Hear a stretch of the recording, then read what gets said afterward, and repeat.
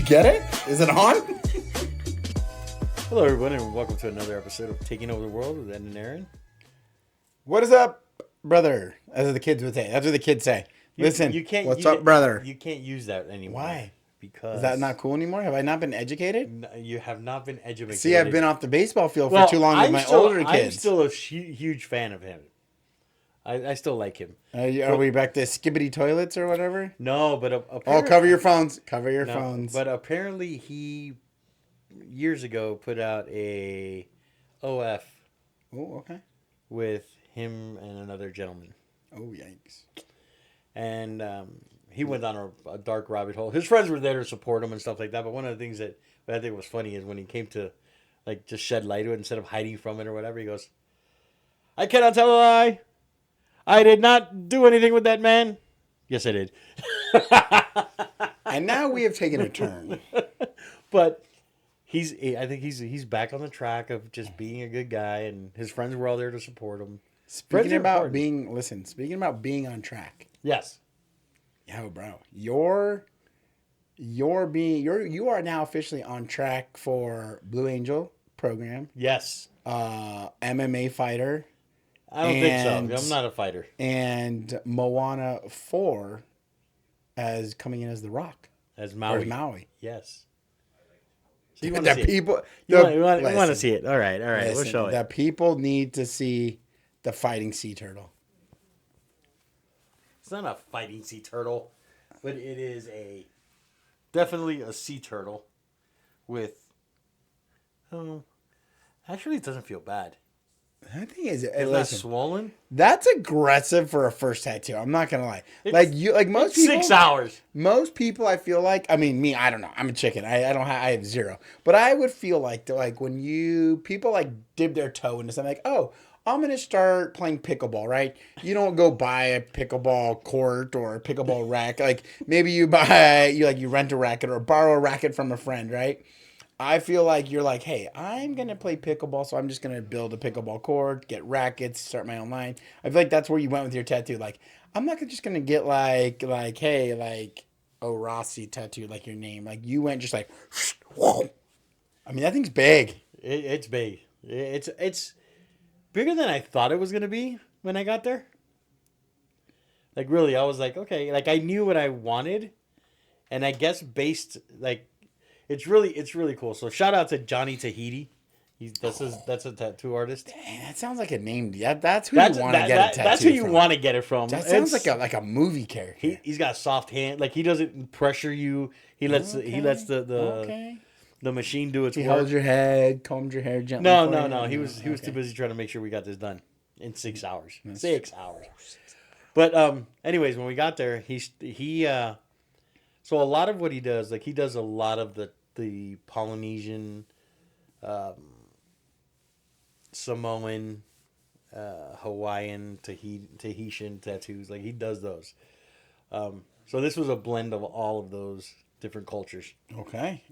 But when he was doing it, one of the things that he told me when I first interviewed him was, hey, we can't, first of all, I think I said in the process, right? So I sat down with him for an hour and he's asking me what's important about tattoo. And I'm like, oh, family's important, legacy, prosperity, protection, my kids, my wife. I was rattling off everything that was important. And he was like, okay. And he took notes and he's like, okay, these kind of tattoos, I don't pre-do them. Right. When you get here the morning of your tattoo, I will outline it. I will draw it out, and that's when we'll do it. And I was like, all right, whatever. Man. Mercy was having a heart attack. Leading up to this, she's like, I don't understand how you in your mind go from 0 to 100 in a lot of points. That's what I'm saying. You were just 100 in a lot of points in your life. You just you have no middle ground.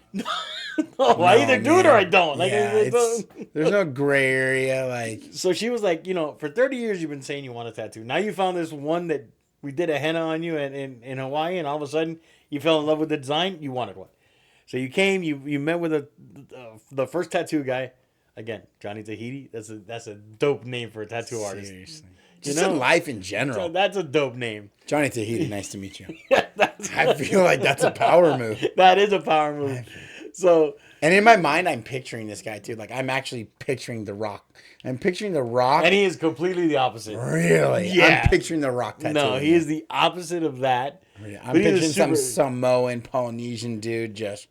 He's a super cool guy. Super cool guy. His name is Johnny Tahiti. Yeah, Of course he's cool. Right. So, Well, see, they have to legally change his name. so we get there, and Mercy's like, I don't like this. Like, we have to have the design. I'm like, don't worry about it. He knows what I want, and he's drawing it all out. And after he draws it out, I look in the mirror, and he's like, what do you think? And I'll be honest with you, I don't know if it was the nerves, I don't know what it was, but I really couldn't make a lot of stuff out. And I'm like, yeah, it looks great. Let's go. And I started with some numbing cream. Because I was like, I'm gonna have to, right? So I'm gonna be full disclosure. I started with numbing cream. Okay. And I was like, all right, let's see this. I can promise you, 45 minutes into the sesh, there was no numb cream left. Oh, that's the worst. That's Yeah. like going to the dentist and they like hit you up with a Novocaine or something. You're like, you won't feel this. And then like 5 minutes later, you're like, time out, nope, totally can feel it. Totally can feel it. So there was a guy. But you didn't want to be a wimp, did you? You didn't There was anything, another did you? guy there getting a tattoo next in the station next to me, and everybody's looking at mine. Everybody's like, was like, oh my god, it's so cool, it's gonna be awesome, and they're just looking at the outline. And homeboy decides to lift up his shirt. His entire back is a turtle. Wow. Like the whole back. It took him 3 days to do it. Teenage Mutant Ninja Turtle style. Was his name Donatello? No, it wasn't. Michelangelo. No, it was Diego. Of course it was. Of course it was. That makes sense. Okay. And then I'm sitting next to a girl, and she's getting a butterfly tattooed on her, and she's not flinching. So I'm feeling the pain now because you can't do anything. So I'm like, I got no choice. I just gotta man this up. All I'm picturing right now is Diego with the outline of a shell on his back and then like a band that goes across and then with like a tie. So like if he's got his shirt off at the pool, it's like a shell on the back that's tied around him. That's all I can picture right now. I mean, that would be an aggressive play. He had a pretty sick tattoo. So whatever. So we went through the whole process, and it's funny how they start because this is my first tattoo, so I don't know how they do things, right? And what he said is him and the other tattoo artist Kane that was there. They were talking. Of course, the names, dude. Kane is one, and the other guy's Johnny Tahiti. It was just. You have to be. If you're gonna be a tattoo artist, you gotta have a cool You name. can't be like, "Hi, I'm William." Yeah. Hi, Joseph. Nice to meet you. Hi, Ted. I'll be your tattoo artist. No, you will not, Ted. No, you will not. So whatever. So he's like, "Yeah, what we do is when we start your tattoo, we start in a point that we can monitor you for like an hour or so." Develop your wimpometer status on a level of 1 to 10. Right. How much of a wimp are you? How much are we going to make through, right? Correct. So he started on the turtle, and I think that's what he was going for. He's like, okay, if he can get through the turtle, which is a lot of shading and stuff like that, then he'll be able to get through everything else. And then when he realized, like, he kept asking, how are you doing? I'm like, fine, don't worry about it. And he was like, next time, just so you know, I think the numbing cream enhances the pain when it wears off. Because you went from nothing to be like, oh, this doesn't feel great. I didn't budge, dude. I didn't say anything. I was just there. Oh, okay, big man on campus. The only time I budged, the only time that I told him, oh, that stings, is when he hit my shoulder. As soon as he hit the bone, I was like, ooh, that stings. Random parts and he's like, yeah, luckily we're not here for a long time. That was his answer. So now, thinking back on this experience, is there like something that during the process, the actual tattooing of it, where like it caught you off guard, like something you were expecting and it didn't hurt as much, or that it was longer than you anticipated, or it was, like the sitting, like was there something that you weren't expecting that happened and you're just like, it was just something that whatever you didn't expect? So there was three things. Number one, overachiever. It hurt less than what I thought it was going to hurt. Like, I figured it would be super painful, and it really wasn't. Like, in my head, I built this up, like, a tattoo hurts a ton and whatever. Sure. And people that have gotten tattoos all told me the same thing. Like, no, don't, it's not that big a deal. It's just, like, scratching or whatever. So I was like, okay. That was one that I was, like, over. Two was the amount of time it takes to tattoo. Dude, I kept texting Mercy. I'm like, how's he doing? How's he doing? She's like, halfway. I'm like, halfway? You started like 5 hours ago. I started at 10 o'clock in the morning. We weren't done until like 4 o'clock in the afternoon. Wow, it's a long day. It's a long day. So that would be the number 2, right? Would be that. And then number 3, I would say, this is going to be really weird. But, so he had me sitting down first, and then he says, you know what? We're just going to have you lay on your side so I can work from the top and be easier to do the lines and stuff. And I was like, all right, cool. And I almost fell asleep, dude.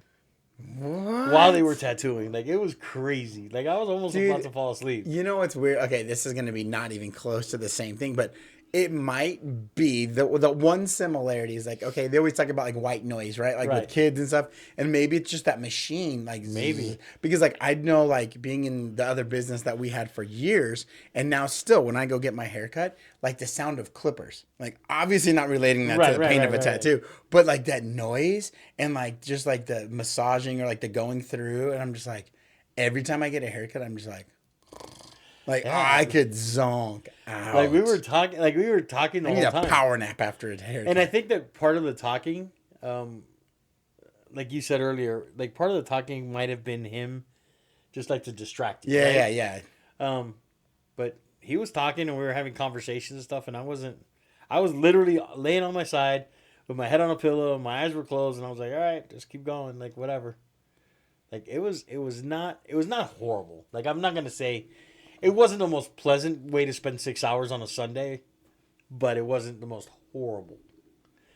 The funny thing is, though, he already has phase 2 and phase 3 planned out. He sets you up. And that's what I told you. I knew it. I see this coming. Dude, you're going to have like a full chest piece arm sleeve by the end of 2025. Because I know like my buddies that have gotten them, it's like the first one is always like, okay, yeah, I just want to get one. Like, this would be cool. Right. It's a little family piece or a little something I designed. And then next thing you know, it's like, you got a turtle shell in your back and you're Diego.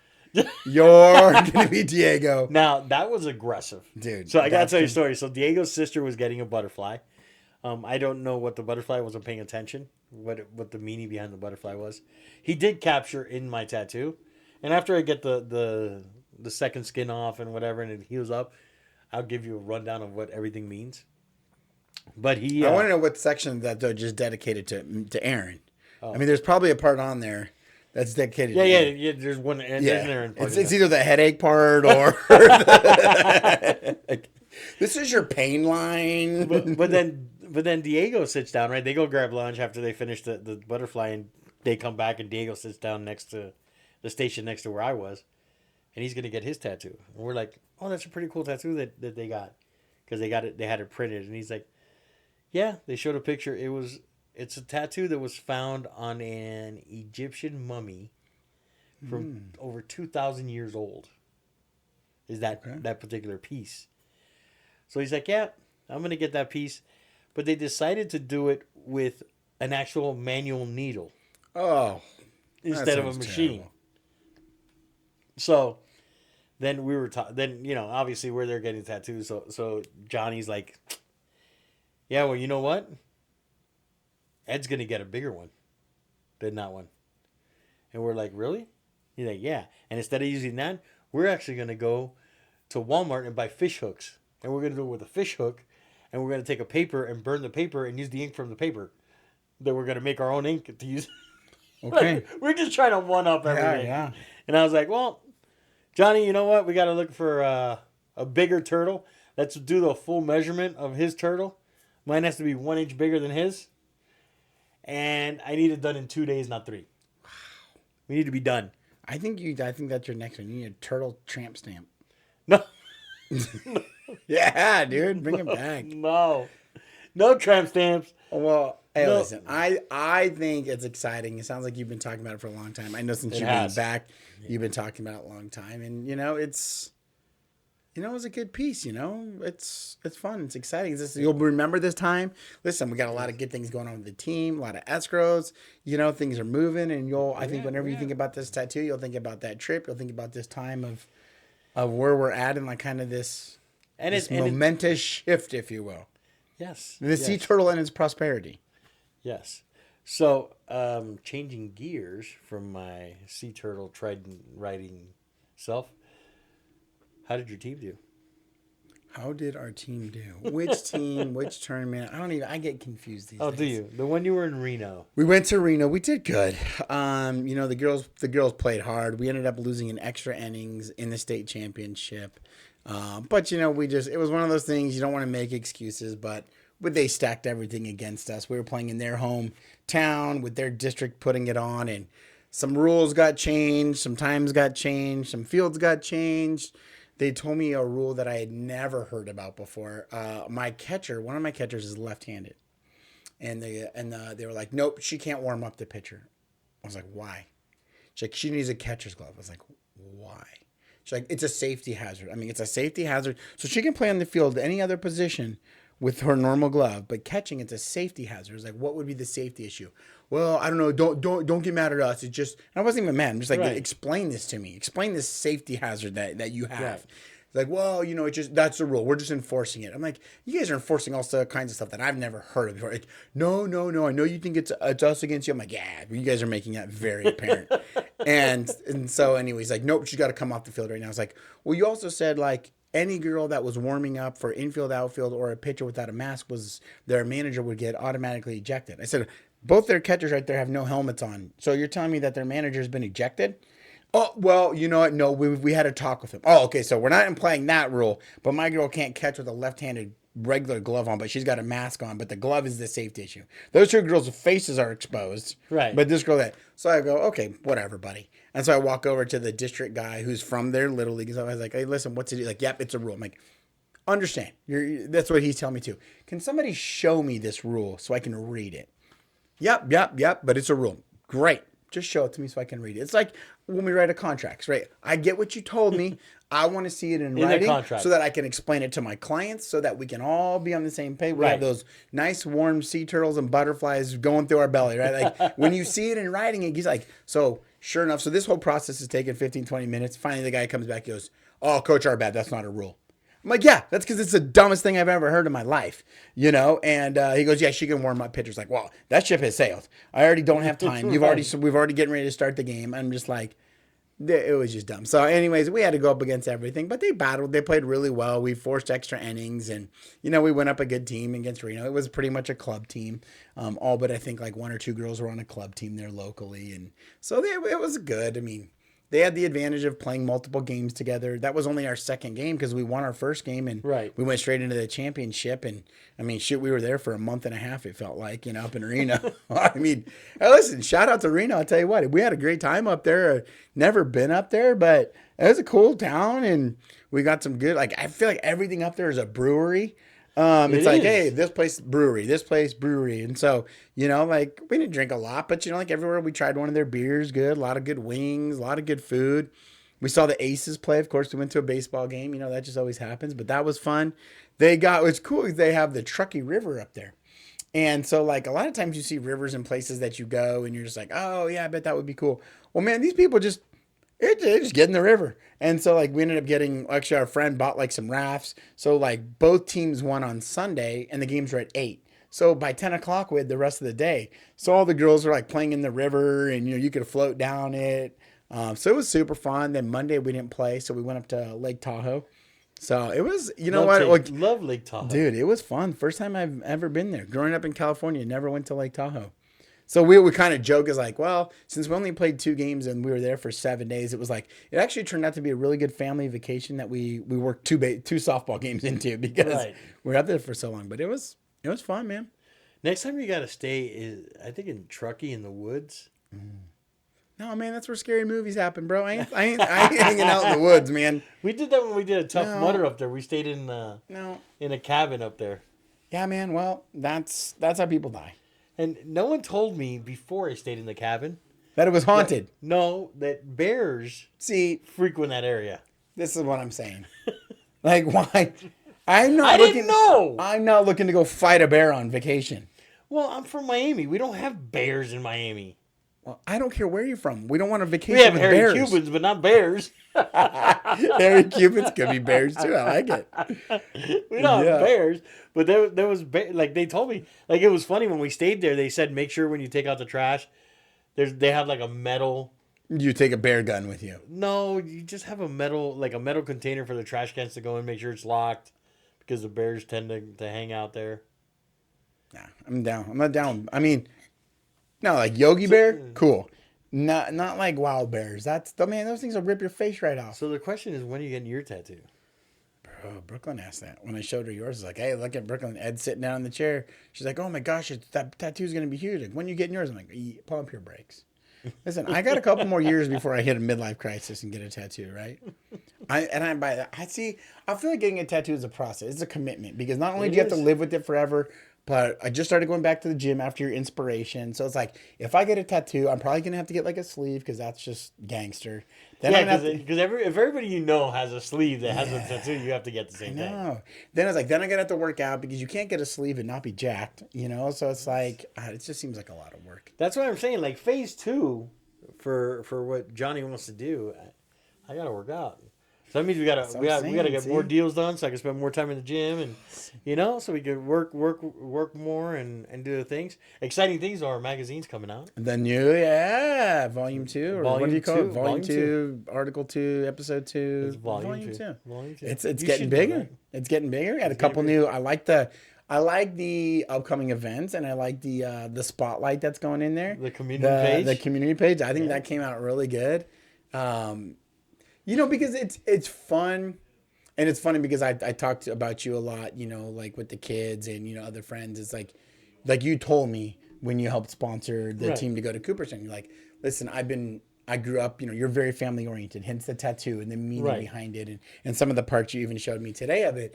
But it's like you found yourself in a position where you're able to give back a little bit, you know, and that's what I told my friends. Like, I want to get to the point where I can give back, and and it's just cool to see how the OGRE Network, and how you can give back to the community, because it's just creating memories, and like that's what you and I talked about. It's like, and you sent me something. I was like, dude, we got to do this, and you'll see it in the magazine. Like, it's all about creating memories, man. That's and it. I'm just like, dude, you're crazy.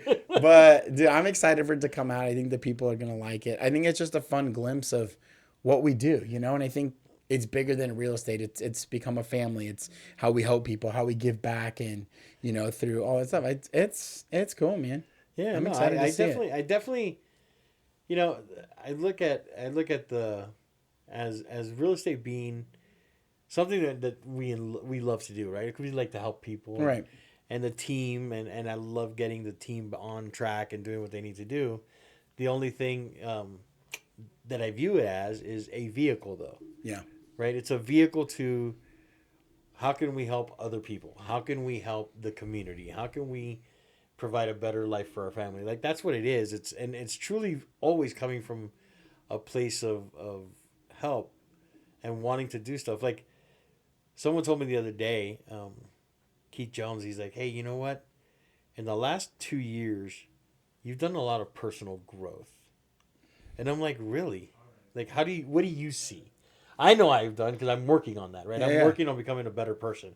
Like we always talk about all the time, right? We're here to help you become a better version of you. Right. So in order for me to help you become a better version of you, I got to be a better version of me. You got to start with you first. Right. I got to be a better version of me so I can help you be a better version of you. So he's like, I noticed that your team, right? You and your team, and the culture that you and Aaron have put into it is you're competitive and you want to be number one, but you actually cheer on other people. Right. That aren't on your team. Right. Like, you're still excited when they close a deal. You're still excited when, even if they pass you on the leaderboard, you're happy for them. And that's a growth thing, right? That's us getting bigger and understanding. You know what? It's not necessarily about just us. It's about how do we give back? How do we make a community out of everything? And I think that's what we're trying to do, right?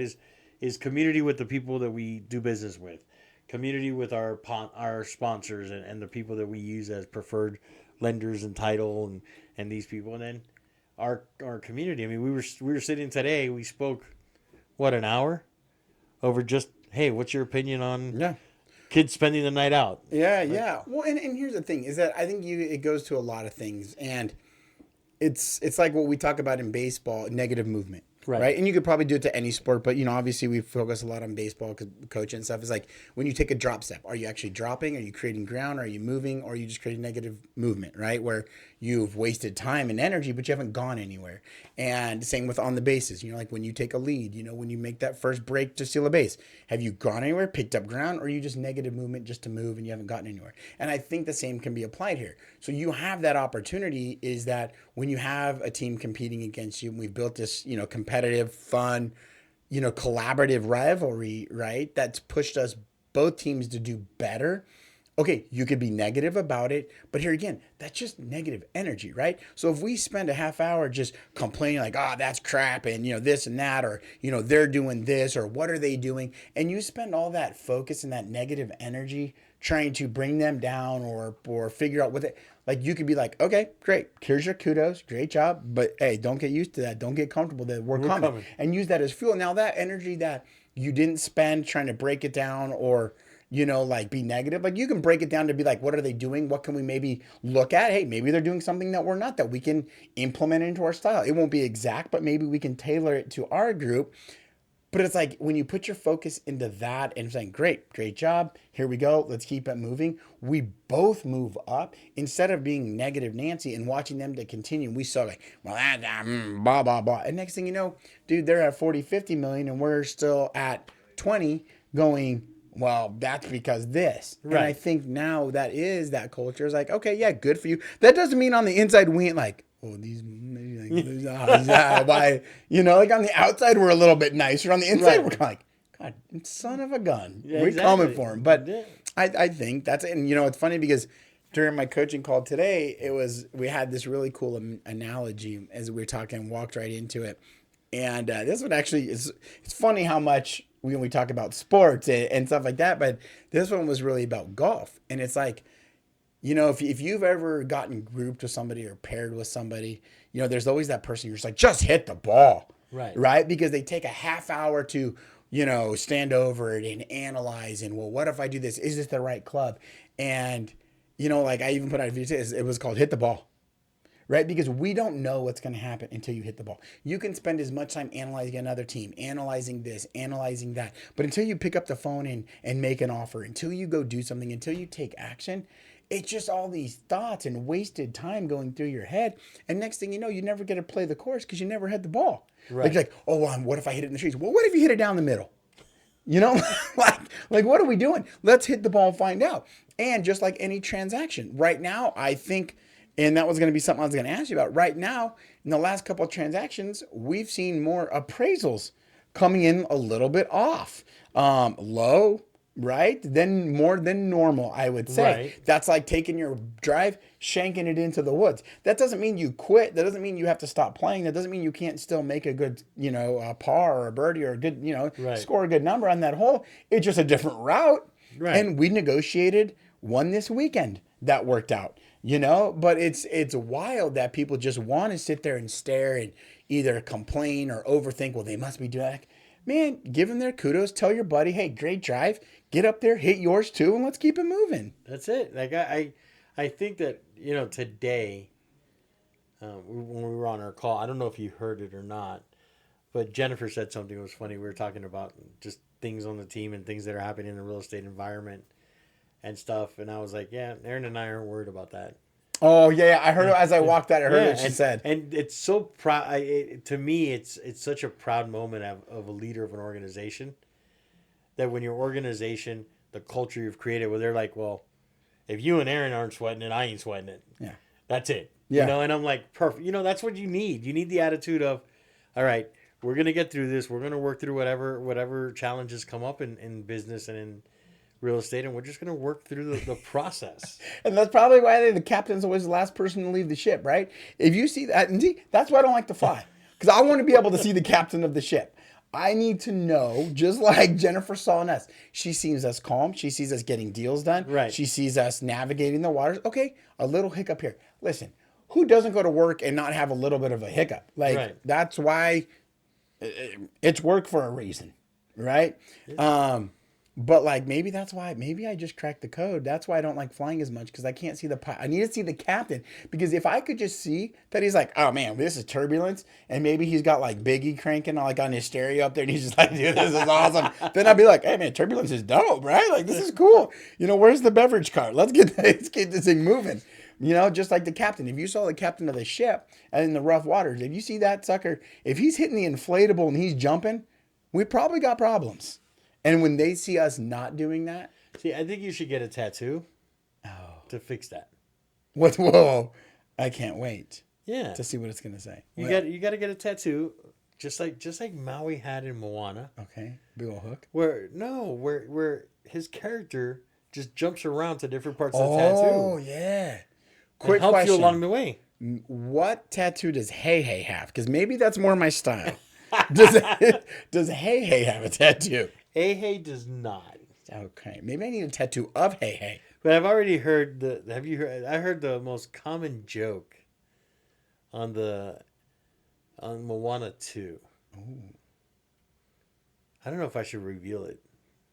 Should I Dun reveal the dun joke? dun dun dun. Should I? We want to hear the joke. Well, the joke is, Maui was always trying to eat Hey, Uh-huh. and now Hey and Pua were on the boat together, Uh-huh. and he's like, "Oh, we got bacon and eggs on this one." Oh, I like it. I like it. I like it. On that note, I What? feel like bacon and eggs sounds pretty good. It might be lunchtime. Well, what'd you do this week? Did you have baseball this weekend? You have baseball every weekend. We did end up having more baseball than I thought. We ended up having a tryout, and then we had cages that got added.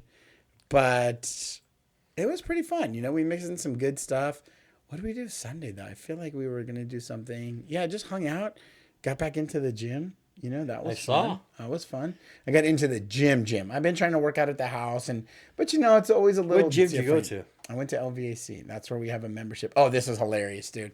This is funny. At least it was funny to me. It's like, right, the running joke in my house was like, I wonder if my card still works, right? Right. And so I get ready to go. I'm like, you know what? Like, I'm gonna go to the gym. And he's like, she sees me getting ready because I was working on my truck. I was fixing a couple things and I was doing stuff around the house. And then she's like, where are you going? I'm like, I'm going to the gym. She's like, oh, okay, guy. And I'm like, I think she was even like, yeah, this ought to be good. You should have told her, I'm prepping for the tat. Yeah, right.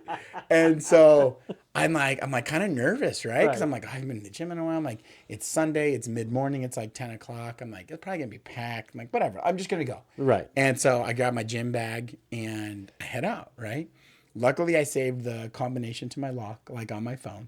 So I knew how to open my lock to get in there. But I get to the gym, no gym card. I forgot my gym card at home. Oh, nice. Which was fine. They're good at like looking it up. And I was like, oh, by the way, can I get a towel? Because we used to have towel service on our thing. She's like, oh, you actually don't have towel service anymore. I'm like, good to know. I'm like, she's like, yeah, it ended in April. I'm like, oh, that's how long I've not been to the gym. Like, I didn't know I had towel service. And Andy's like, I was like, how much is it? And Andy's like, you didn't add it, did you? I'm like, yeah, I added it. I got towels. I've been one day. I got to have my towels. And I'm like, no. But I'm like, now I've got to get some gym towels because I don't want to be the guy in the gym without towels walking around. Then you're just that weird dude. But I got back into it. It was weird, but how did it feel? It felt really good. It felt like once I got there, and then of course, as I'm going in, I get a couple of work calls. So I answer those, which was fine. But then, yeah, I got in there and that kind of gave me a little bit to be like, all right, do I really go in? It gave me that opportunity to be like, oh, I should just go handle this. It wasn't anything major by any means, but I'm like, no, I'm going in. And dude, like once I got like my first exercise and my first set in, I was like, this feels good. And then I cranked it out and called it a day. Yeah, today felt good. Today they because they say that after you get your tattoo, you got to wait 24 to 48 hours to go to the gym. So my tattoo guy's like, you can go tomorrow if you want to, but it's better if you just let your body heal for a day and then go 24 hours later. I'm like, all right, perfect. So today I didn't go, and I feel weird because I've been going every day. So I'm like, all right, tomorrow morning I'm going to go. I'm going to do legs tomorrow. So that'll be, 24, 48 hours before I actually do arms now that I have the tattoo. You're going to have to start getting those delts. You're going to have to get in shoulders. Get into some shoulders. Shoulders is one of my favorite body parts to work out. I was doing shoulders. I like shoulders. No, mine's back. No, back's like one of my least favorite. I love back. No, back's not one of my favorite. I like shoulders. Back and legs. Like shoulders and legs. I like back and legs. Yeah. I love legs.